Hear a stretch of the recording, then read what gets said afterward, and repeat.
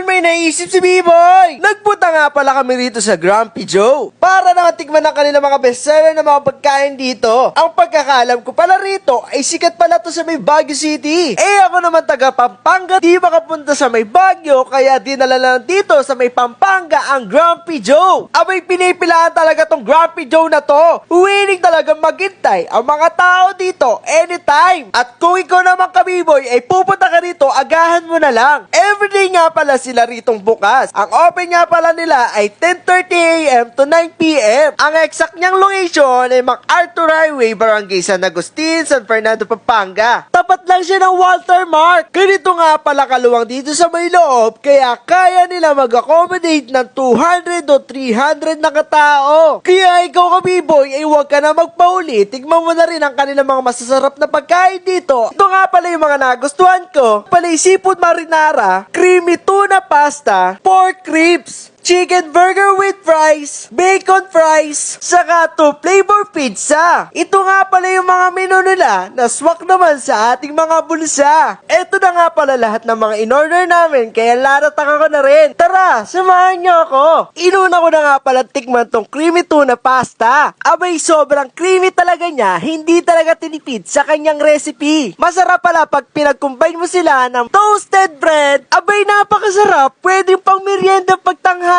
Tinikman ko na nga rin pala tong seafood marinara nila. I-rate ko nga pala tong mga pagkain nilang masasarap dito, 15/10. Tinikman ko na nga rin pala tong isang bestseller nila na pork ribs. Ikaw, kayo, at mga barkada mo at pamilya mo, isama mo na rito at wag na kayong magpahuli at tikman nyo na ang masasarap nila mga pagkain. Kung may katanungan ka pa, ay search mo lang tong page nila. See you next video. Paalam!